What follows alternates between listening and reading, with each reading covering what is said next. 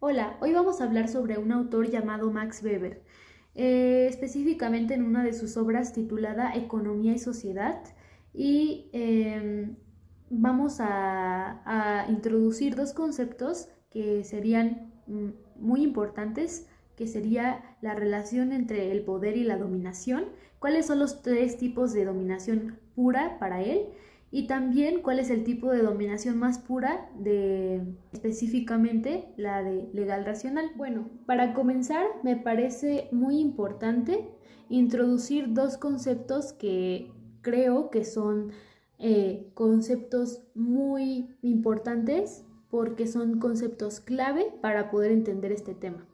Y me gustaría citar textualmente al autor. El primero sería el concepto de poder. Poder significa la probabilidad de imponer la propia voluntad dentro de una relación social, aun contra toda resistencia y cualquiera que sea el fundamento de esa probabilidad. Y ahora el concepto de dominación. Dominación debe entenderse la probabilidad de encontrar obediencia a un mandato de determinado contenido entre personas dadas. Estos dos conceptos son introductorios para poder entender posteriormente los tipos de dominación. Y algo que me gustaría también leer, que es introductorio al autor, es una característica de la legitimidad de la dominación, la cual nos dice que, de acuerdo a la experiencia, ninguna dominación se contenta voluntariamente con tener como probabilidades de su persistencia motivos puramente materiales, afectivos o racionales, con arreglo a valores. Antes bien, todas procuran despertar y fomentar la creencia en su legitimidad. Como ya vieron, uno de los conceptos importantes de la dominación sería la legitimidad. Esta legitimidad pretende dar esta validez no solamente ante los miembros que conforman la asociación naturalmente, sino también a la acción pero ejecutada dentro del territorio en el que se ejerce esta dominación. Es decir, en el que en día de hoy solo exista coacción mediante un orden estatal que permita esta misma. Ahora se preguntarán, ¿cuál es la relación entre poder y dominación?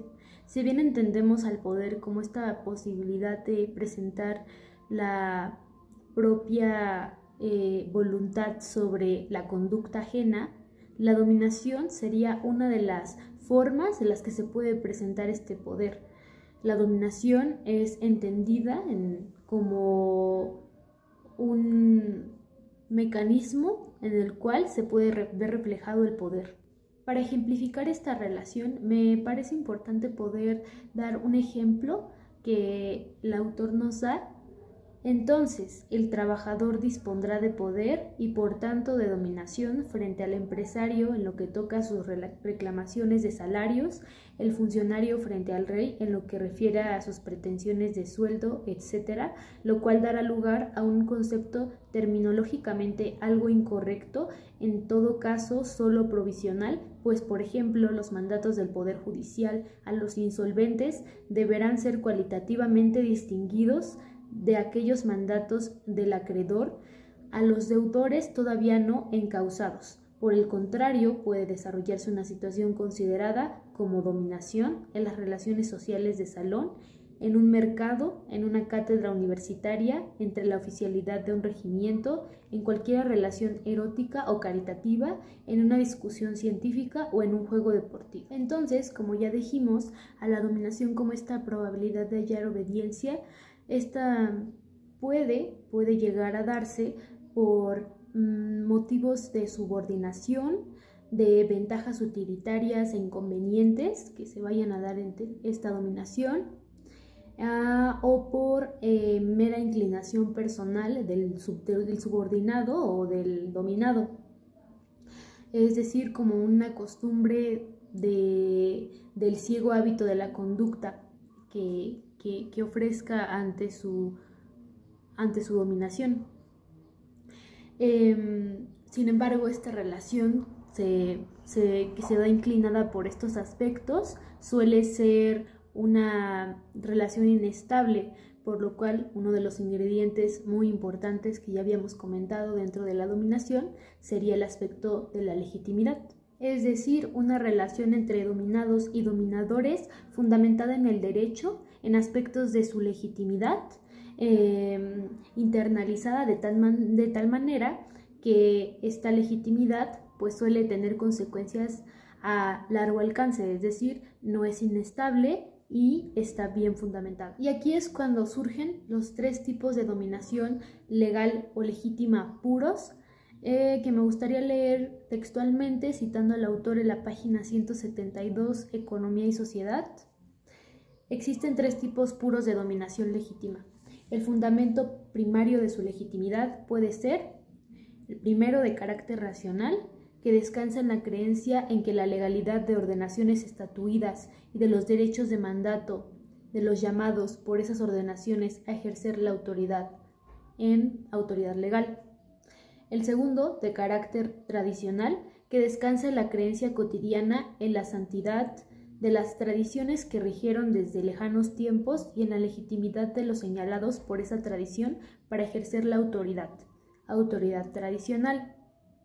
Y el tercero, de carácter carismático, que descansa en la entrega extracotidiana a la santidad, heroísmo o ejemplaridad de una persona y a las ordenaciones por ella creadas o reveladas, llamada autoridad carismática. Ahora, los rasgos que me gustaría adentrarme en cada uno de los tipos de dominación es que, por ejemplo, en la primera dominación, que es la legal o racional, también conocida, esta descansa en fundamentos de derecho, de legalidad, ejercidos por una autoridad legal, como bien lo dijo el autor. Se caracteriza por ser democrática, no jerárquica, ser objetiva, ser impersonal y legal. En la segunda, de carácter tradicional, tenemos a la santidad de las tradiciones. Es una legitimidad señalada como una autoridad tradicional. Algunos ejemplos serían la familia, la iglesia o la monarquía. Esta es irracional, es jerárquica, esas serían como sus características principales, y son por motivos de piedad, como en alguna parte también lo dice el autor. Y el tercer tipo de dominación sería la de carácter carismático. En lo que me gustaría resaltar y entrar es que es una dominación que se caracteriza por ser basarse en la santidad, el heroísmo o la ejemplaridad de una persona, es decir, esta autoconfianza o confianza personal es lo que se valida y es lo que tiene validez, este carisma. Esta también se caracteriza por ser irracional, ser jerárquica y no ser legal. Ahora bien, adentrándonos en la dominación que nos interesa, que es la de carácter legal racional, esta dominación, como ya bien lo dijimos, es una dominación que obedece únicamente al derecho, está dentro del marco de las leyes, entendiendo que obedece al derecho. El derecho es un cosmos de reglas abstractas y de estas se despliegan una serie de características que debe cumplir para poder considerarse dominación legal racional, que a continuación me gustaría leer textualmente. Citando textualmente al autor en la página 173 de la misma obra, Economía y Sociedad, la dominación legal con administración burocrática. La dominación legal descansa en la validez de las siguientes ideas entrelazadas entre sí: que todo derecho pactado u otorgado puede ser estatuido de modo racional con arreglo a fines o racional con arreglo a valores, o ambas cosas, con la pretensión de ser respetado por lo menos por los miembros de la asociación, y también regularmente por aquellas personas que dentro del ámbito del poder de la asociación, en las territoriales, dentro de un dominio territorial, realicen acciones sociales o entren en relaciones sociales declaradas importantes por la asociación. Como segundo punto, que todo derecho, según su esencia, es un cosmos de reglas abstractas, por lo general estatuidas intencionalmente, que la judicatura implica la aplicación de esas reglas al caso concreto y que la administración supone del cuidado racional de los intereses previstos por las ordenaciones de la asociación, dentro de los límites de las normas jurídicas y según principios señalables que tienen la aprobación o por lo menos carecen de la desaprobación de las ordenaciones de la asociación. Como tercer punto, que el soberano legal típico, la persona puesta en la cabeza, en tanto que ordena y manda, obedece por su parte al orden impersonal por el que orienta sus disposiciones, lo cual vale para el soberano legal que no es funcionario, por ejemplo, el presidente electivo de un estado. Cuarto punto, que tal como se expresa habitualmente, el que obedece solo lo hace en cuanto miembro de la asociación y solo obedece al derecho. Como miembro de la unión, el municipio de la iglesia en el estado ciudadano, en relación con el quinto punto, en relación con el número 3, domina la idea de los miembros de la asociación en tanto que obedecen al soberano y no lo hacen por atención a su persona, sino que obedecen a aquel orden impersonal y que solo están obligados a la obediencia dentro de la competencia limitada, racional y objetiva a él otorgada por dicho orden.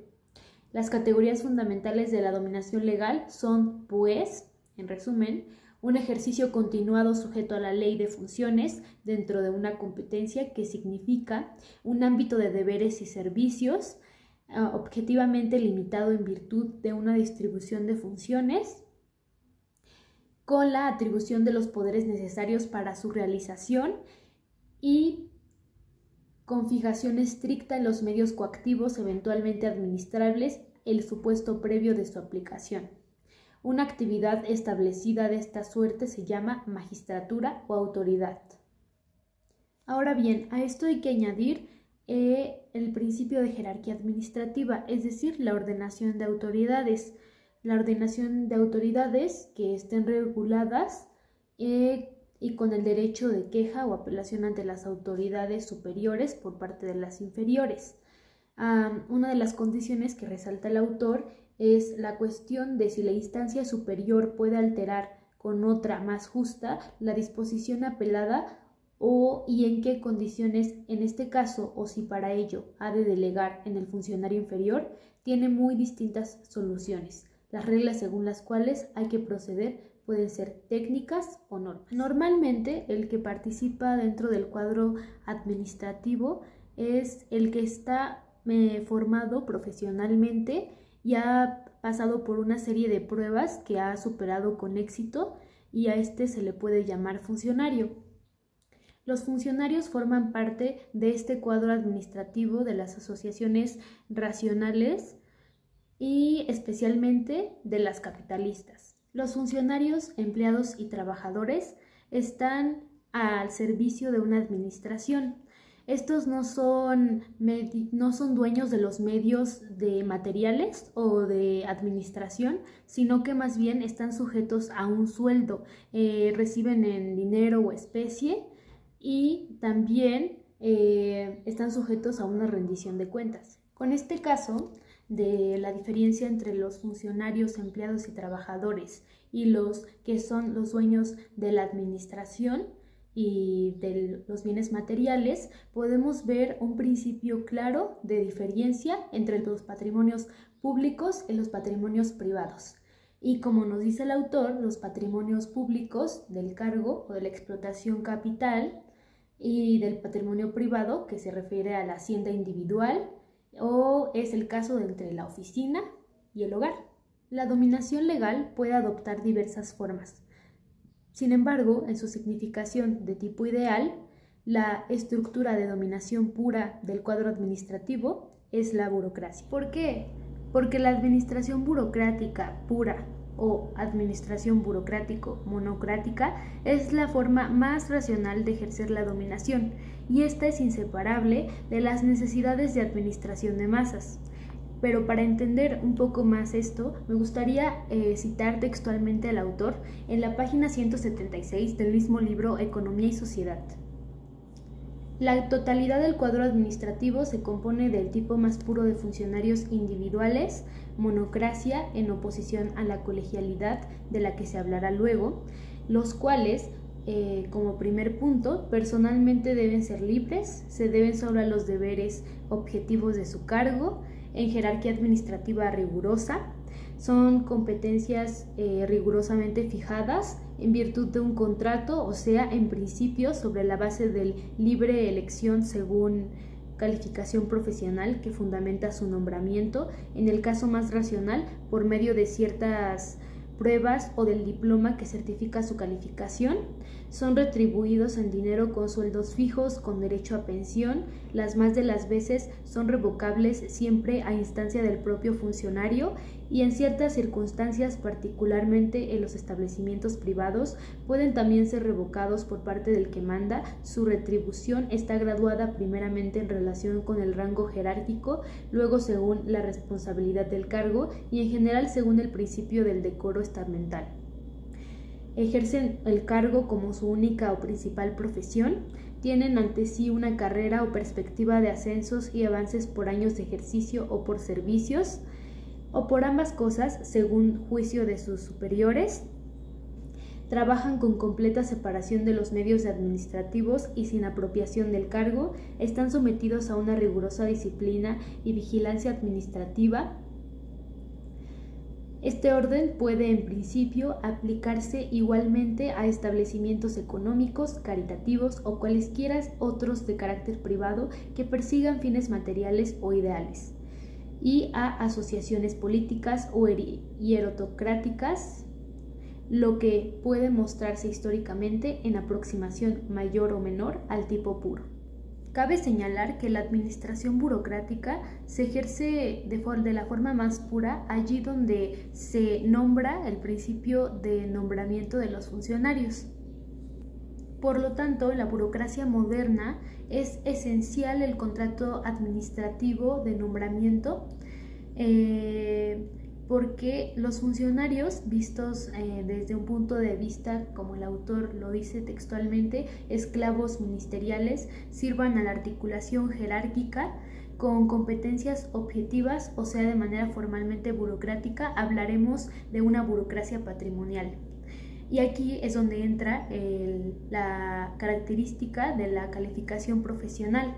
E incluso el funcionario sindical o partido necesita también de un saber profesional, aunque sea adquirido empíricamente.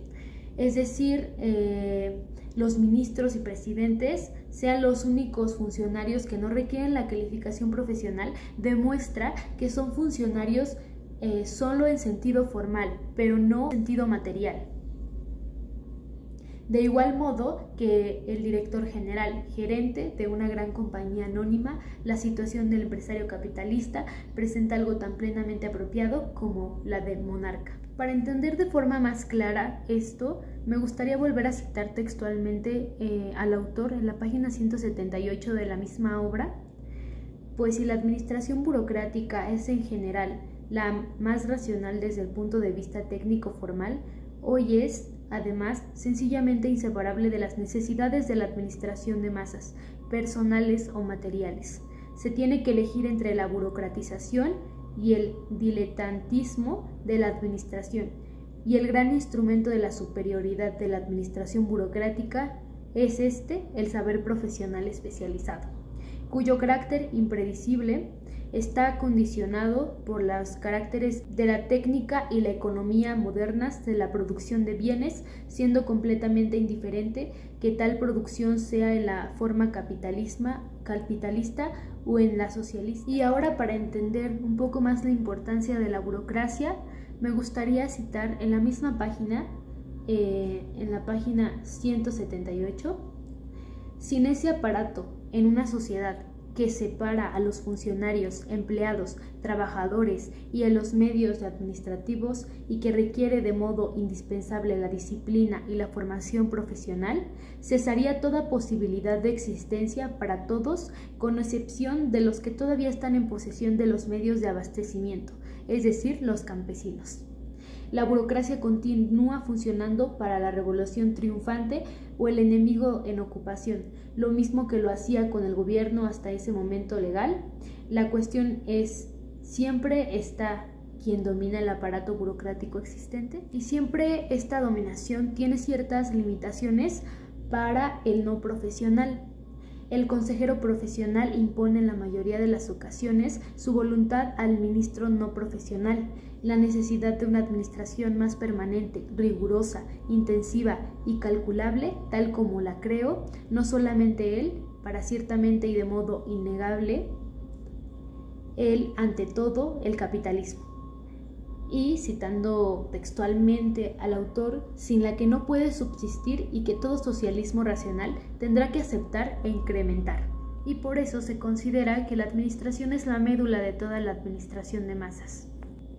Aunque de igual forma el capitalismo en su desarrollo actual fomenta la burocracia, aunque tenga históricamente otras raíces, en su forma fiscal se considera necesaria para aportar a los medios en dinero y constituye un fundamento económico racional sobre el que puede subsistir aquella en su forma también más racional. El autor también nos dice que la administración burocrática significa la dominación gracias al saber, y este representa en su carácter racional, fundamental y específico. Es decir, el saber especializado es la gran arma de la administración burocrática. Para dejar en claro otra de las características de la administración burocrática, me gustaría leer al autor en la dominación burocrática y cuál es su significado socialmente en general. Como primer punto, la tendencia a la nivelación en interés de una posibilidad universal de reclutamiento de los más calificados profesionalmente, la tendencia a la plutocratización en interés de una formación profesional que haya durado el mayor tiempo posible, a veces hasta el final de los 30, la dominación de la impersonalidad formalista, sin odio, sin pasión, o sea, sin amor y sin entusiasmo, sometida tan solo a la presión del deber escrito, sin acepción de personas, formalmente igual para todos, es decir, para todo interesado que se encuentre en igual situación de hecho. Así lleva el funcionario ideal su oficio. Empero, así como la burocratización crea la nivelación estamental según la tendencia normal, que también la historia muestra en su modo regular, toda nivelación social. Y bueno, para concluir, me gustaría dar una breve opinión. Yo creo que es sumamente interesante cómo el autor nos plantea la idea de dominación a través del cuadro administrativo burocrático. Es algo que, si nos ponemos a reflexionar, tiene mucho sentido, y también pues que funcione eficazmente este cuadro burocrático pues aseguraría esta dominación ejercida a través del poder. Y en mi opinión, yo creo que en México actualmente no es esencialmente como lo dice Max Weber, porque, por ejemplo, toda la lista de características esenciales que tendrían que tener estos burócratas y, por ejemplo, todos estos imaginables, como que el burócrata solamente tendría que tener esa tarea y ese cargo, por ejemplo, no es que se den de esa forma actualmente.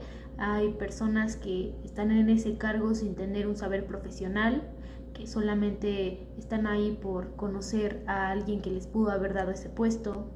Y al comprender que este gran aparato de superioridad que tiene la administración burocrática no existe actualmente en muchos de los casos, es algo que pues puede reflejar el porqué de la situación actual en México y el porqué de la falta de legitimidad y también de legalidad por el que se rigen estas instituciones y se rige el aparato de administración burocrática. Pues podemos ver un ejemplo de por qué podría estar así la sociedad. Y también otra cosa que me gustaría decir es que otra característica que yo le veo que está súper genial es entender que si la burocracia funcionara de la forma en la que Weber la explica, el Estado podría utilizarlo como aparato de dominación debido a que todos sus ciudadanos y las personas que componemos al Estado, pues podríamos estar de acuerdo con esa administración y entonces habría un claro, una clara dirección en la cual estaríamos de acuerdo y también pues unos servicios y una mejor calidad de servicios y de vida. Y ya, gracias.